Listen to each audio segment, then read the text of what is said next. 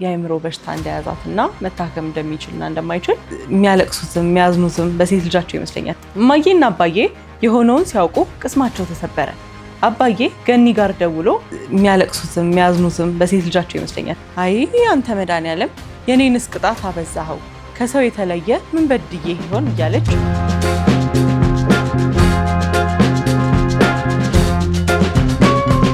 ሰላም ውድ የገመና ቤተሰቦቻችን እንዴት ናችሁልን? ሳምንታችሁስ እንዴት ነበር?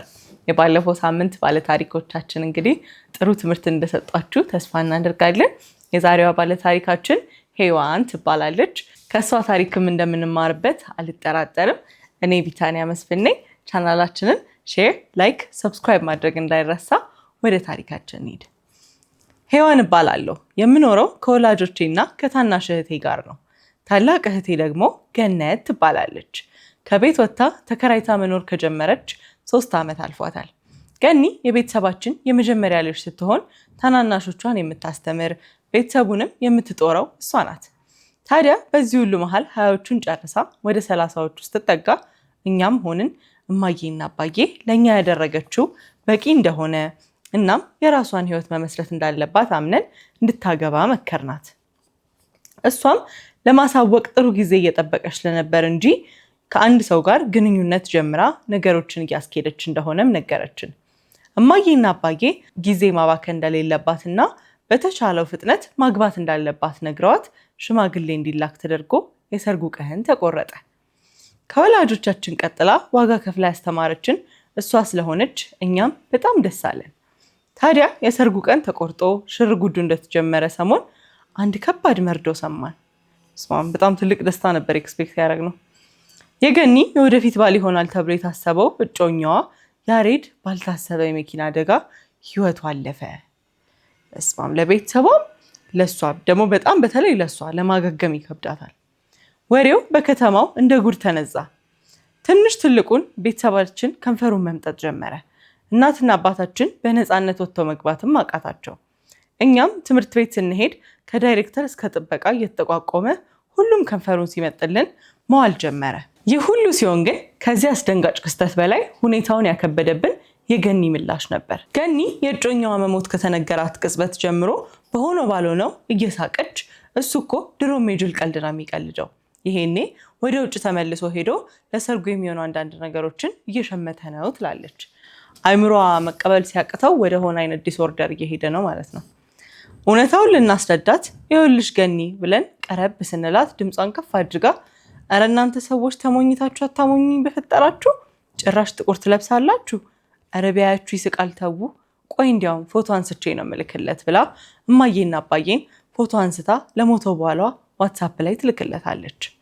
ከጥቂት ቀናት በኋላ ለመልእክቷ ምላሽ እንዳልሰጣት ስታይ ደግሞ የጅል ቀልድ አሁንስ አበዛው፣ ሰው ያልሞተው ሞቻለሁ ብሎ ለማሳመን ይሄን ያክል ይጋጋጣል፣ ምን አለ የሚገዛውን ገዛዝቶ ቶሎ ቢመጣና ልብስ ብንመርጥ እያለች ትነጫነጫለች። በጣም የምታሳዝነው ግን ባይዜ ሞትን አክሰፕት አድርጎ ሀዘንን እንደመወጣት የመሰለ ነገር የለም። ከአይምሮም ይገላግላል፣ ከልቧም ይወጣላታል። አሁን አለ እያለች ራሷን ተስፋ እያደረገች የሆነ ቀን ነው እንደ ሞት አክሰፕት የምታደርገው። እማዬ ለሰርጉ ጀምራ የነበረውን ሽርጉድ ማቋረጣን ስታይ እማዬ እሱ ይመለስ ብለሽ ነዋ፣ አሁን እሱ ቢመጣ በርበሬ ቅንጠሳውን ሊያግዝሽ ነው ወይስ ጠላ ጠመቃውን? ሰርጉ እኮ 2 ወር ነው የቀረው።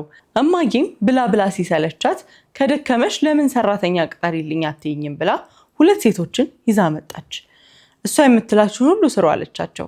እማዬ ለሴቶቹ ለማስረዳት ስትሞክር እሷን አትስሟት፣ ዝም ብላችሁ የሚሰራውን ስሩ፣ እየቀለደብን እንደሆነ ስላልገባት ነው ብላ እንደ ወትሮዋ ዘንጣና ጊጣ ወደ ስራ ትሄዳለች። በየመንገዱና በየቦታው ከንፈር ሲመጡላት እየሳቀችባቸው እንደምታልፍ ሰዎችም ይነግሩናል። ቤት ያመጣቻቸው 2 ሴቶችም እየተመላለሰች ስለምታያቸውና ቆጣ ብላ ስለምታዛቸው የተቋረጠውን ዝግጅት መቀጠል ጀመሩ። እማዬም ልቧ ተሰበረ።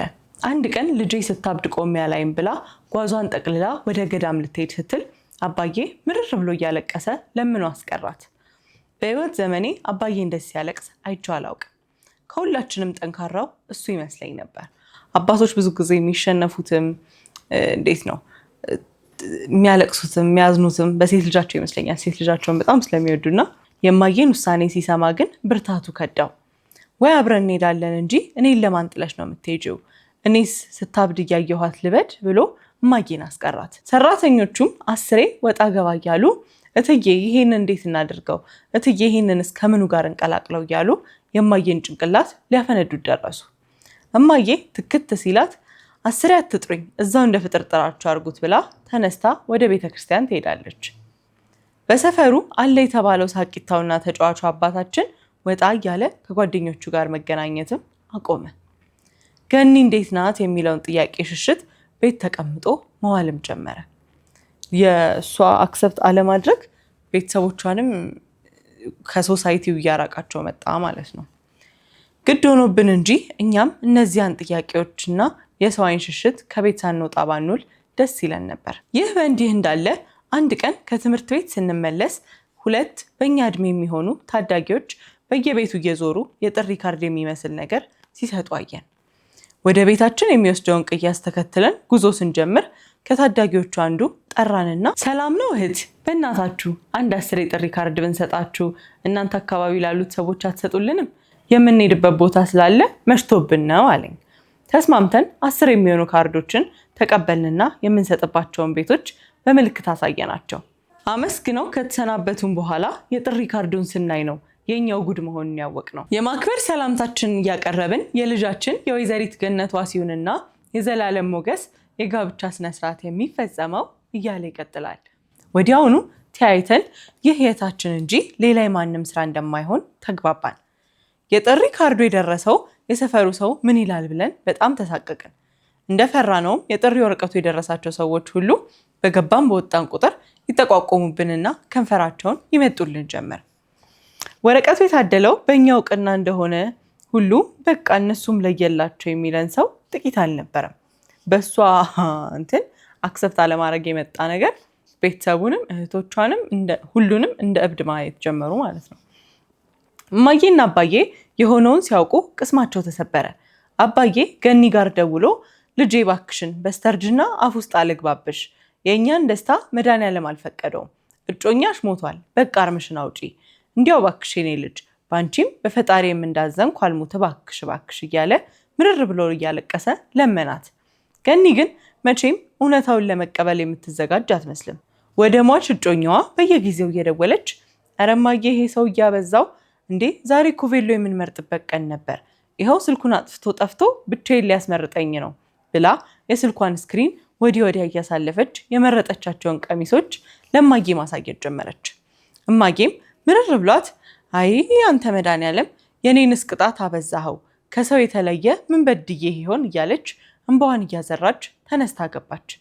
ገኒ እማዬና አባዬ እንደዚህ ሲሆኑ ትኩር ብላ አይታ አንገቷን እየነቀነቀች ፈገግ ከማለት ውጪ ምንም አትልም።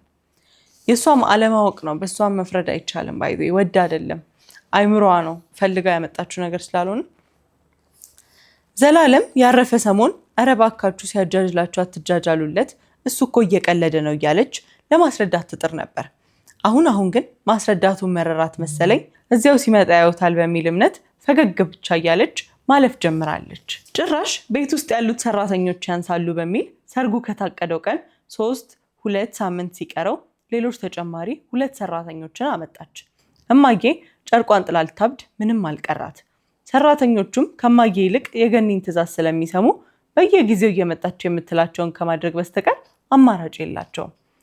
አንድ ቀን ማታ ከአባዬ ጋር እንዲህ እየተባባሉ ሲያወሩ ሰማን።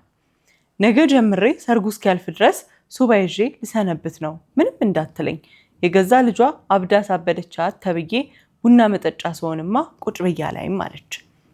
አባዬም ቀጠል አድርጎ እኔን ገድለሽ በሬሳዬ ላይ ትረማመጅ ይሆናል እንጂ ጥለሽኝማ አትሄጂ። ብቻዬን ምን ላረጋት ነው? ልጅቱ እኮ እግዜሩ ወርዶ ቢነግራትም እንኳን የእጮኛዋን ሞት የምታምን አይነት አይደለችም። እኔ ብቻዬን አልችላትም፣ ከሄድንም ከቀረንም አንድ ላይ ነው አላት። ጥለውን ሊሄዱ እንደሆነ አስበን እኔና ታናሽ እህቴ ሰቀቀን ውስጥ ገባን። አንድ ቀን የገኒ እጮኛ እናት በጣም ተረባብሻ ቤታችን መጣችና እባካችሁ ልጃችሁን አንድ በሉልኝ፣ እንባዬን አፍስሼ ያልጠገብኩ ሴት ነኝ፣ በፈጠራችሁ በስርዓቱ ልዘንበት፣ እየመጣችም አትመጥጠኝ ብላ አለቀሰችብን። እዛም ሄዳ እንግዲህ ልጅሽ አልሞተም ልጅሽን አምጪ እያለቻት ይሆናል ማለት ነው። ለካስ ገኒ የዘላለም ድምፅ ሲጠፋባት አውቆ ቤት ተደብቆ ነው ብላ እየሄደች ንገሩት ወጥቶ ያናግረኝ እያለች ስትረብሽ ከርማለች።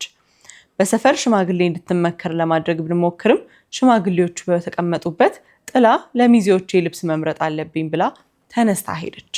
የነፍስ አባታችን ሊያናግሯት ቢጠሯትም ምን ነው አባ እርሶ እንኳን ቢረዱኝ፣ እየቀለደ ነው እኮ እንዴት ብዬ ላስረዳው? ድሮ ጀምሮ ሰው ማስጨነቅና የጅል ቀልድም ይወዳል። የአየሩ ሁኔታ ጥሩ ስላልሆነ በረራውን ገፋ አድርገውት ይሆናል እንጂ በዚህ ሳምንት እንኳን መምጣቱ አይቀርም። ይልቅ ምንም ሳይሆን በሰላም እንዲገባ ይጸልዩለት ብላቸው ሄደች።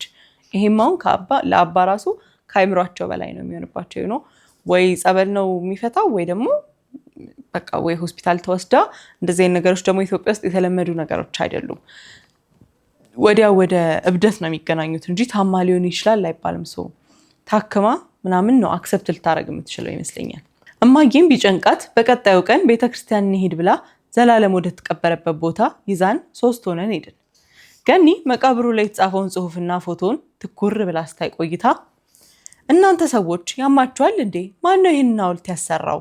ከውስጥስ ማንን ቀብራችሁ ነው ከላይ የሱን ስምና ፎቶ የምትለጥፉት? ባሌ ላይ አታማርቱበት፣ አሁኑኑ አስነሱልኝ ብላ ለያዥ ለገናዥ አስቸገረች። እማዬም ወደዚያ ስፍራ ይዛበት ሄደችውን እግሯን እየረገመች ቀኑን ሙሉ ስታለቅሷለች። ይህንን ሁሉ አታይም ገኒ የዘላለምን መሞት ለአንዴም እንኳን ልታስበው አልፈለገችም። አሁን ሰርጉ ከ2 ሳምንታት ያነሰ ቀን የቀረው። ገኒ ደግሞ ማንንም አልሰማም ብላ ዝግጅቷን ቀጥላለች። ለሚያስፈልጉት ነገሮች ሁሉ በየቦታው ገንዘብ ከፍላ የሰርጓን ቀን በጉጉት እየተጠባበቀች ነው።